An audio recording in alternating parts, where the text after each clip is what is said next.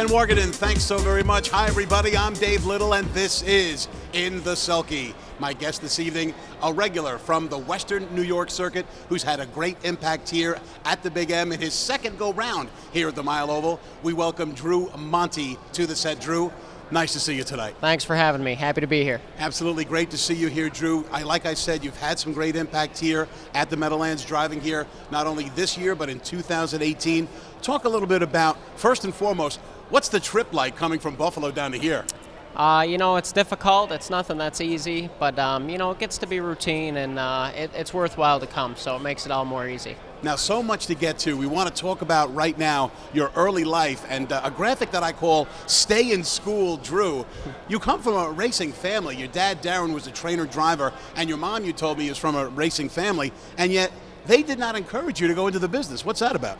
Yeah, the business can be hard. There's definitely plenty of ups and downs at every level, and it's just something they didn't want to have me deal with if I could help it. And, I'm glad I got an education. They really pushed me towards it, and, I'm having success, and it's great, but I always got something to fall back on. Now, you told me that things changed when you were in middle school. What was the moment that made you say, hey, I want to get into this? I spent a lot of time with my dad at the barn and going to the paddock, racing horses, and he still only at the time had a few horses, but it was just something I always looked forward to. And there was a day I said, I think we should get more horses. This is something I want to do. Now, a lot of horsemen don't follow their college degrees, but you did with a bachelor's degree in economics. Yep, that's correct. Just something that interests me that, I always kind of keep my finger on the pulse, but racing's my one love.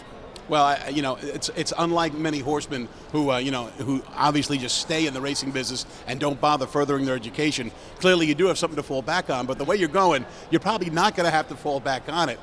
Your early success, you won 170 races at the age of 19. How did you come to get so many live drives at such a young age? I got a big opportunity at home. There was definitely spots for catch drivers to kind of break in, and my family, my own barn, they were big support. I drove every horse first call right when I started, and that's something you got to be grateful for. You don't get that right out of the box all the time. There's no question. Our second graphic, which is Drew Can Do, the aforementioned 170 wins at the age of 19, but you're like a grizzled veteran already. 5 straight years with 220 races won. No, that's really pretty impressive. Yeah, I appreciate that. It's been good, I've been trying to work hard and get better every year, and, the success is great. It's very gratifying. Now, in addition to dipping your toe in the water here at the Meadowlands, obviously you're a regular at Buffalo and Batavia, but I also read in Ken Weingartner's great story about you the other day on the USCA website that you also do some driving at Plain Ridge Racecourse in Massachusetts. Yeah, this year was my first year at Plain Ridge. Lindy Farms got me in that gig. They needed somebody out there and maybe for some stakes, and I told them I was interested, and I couldn't be happier. It's a great venue, and I met a lot of great people, and I look forward to going back this year for sure. Yeah, they have a lot of great purses there too, no question about that. Yeah, absolutely. Now let's turn the page and talk a little Twitter talk. We asked our Twitter followers if they had some questions for you. I'm going to start with J.D. Varnell. How, Drew, do you like the challenges at the Meadowlands and Plain Ridge Racecourse last season since moving on from Buffalo and Batavia? It's always good to get to different size tracks. I grew up on a half mile, and that's probably, most of my experience is on a half mile. Definitely, you got to have more patience the bigger the track, in my opinion. But it's also great. As many different drivers as I can drive with, I feel like it just makes you better and better. So I guess those are the things I focus on. Now, Bill Emmons asks, what is your biggest adjustment racing on those tight half-mile tracks? And I know I've called many races up at Buffalo. It's a tight track up there. Yes. You got 6 or 7 horses on that tight track. What's the difference between that and racing on the big track here at the Meadowlands with 10 horses? Same thing, bigger field. You got to have a lot more patience, especially if you're not driving power. And, you're really never out of it. Half mile, post position's big. You see on the mile track, you still got a shot no matter where you end up, really. All right, Twitter Talk lightning round.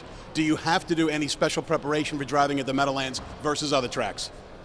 Not really. I don't know the horses that well yet. It's been a few weeks now. I'm getting to know them, but I study the program a little harder here than I would at home. What is your favorite track to drive at?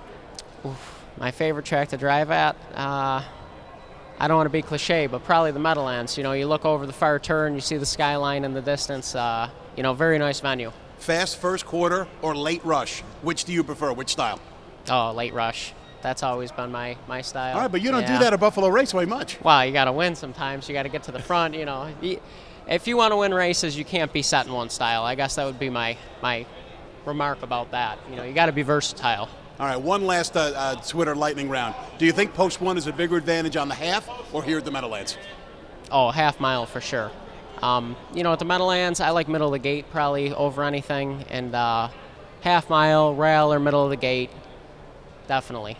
Now, last week you had a horse by the name of American Firewater racing in the 9th race to cap off our guaranteed $50,000 early pick 4, and I know my partner Dave Brower was watching with great intent. Here we see American Firewater coming from off the pace to win at odds of 10-1. What are you thinking right here?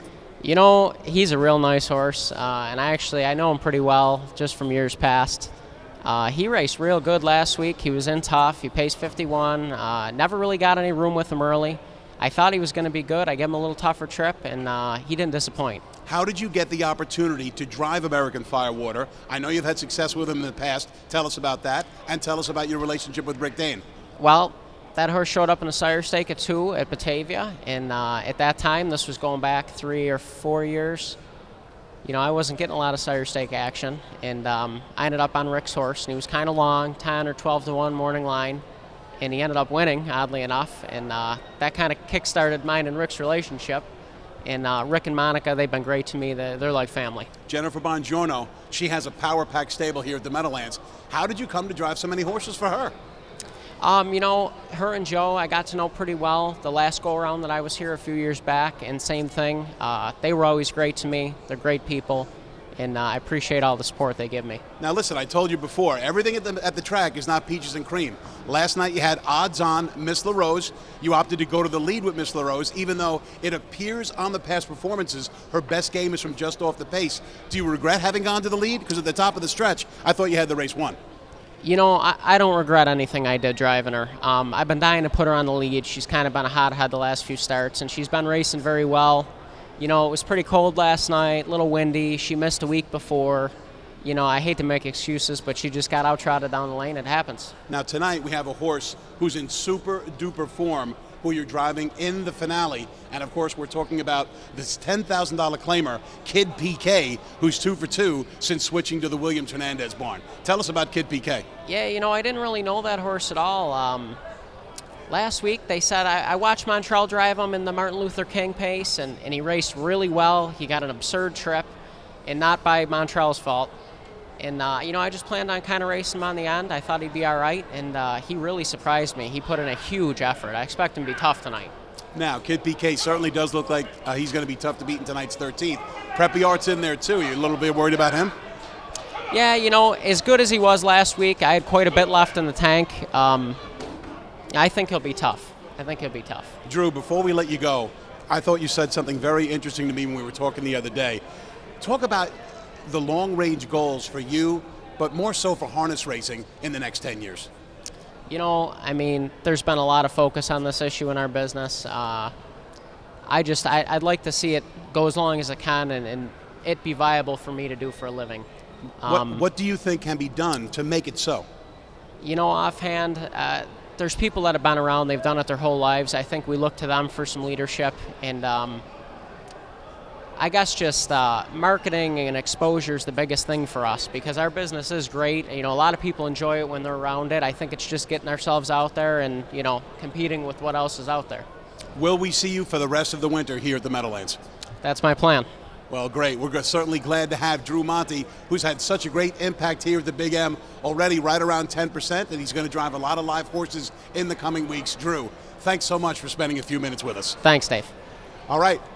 After this 60-second timeout, Drew's going to get to work. Dave Brower's going to jump in that chair. We're going to talk about tonight's 20-cent pick 5 that gets underway in the first race, and talk about tonight's featured action.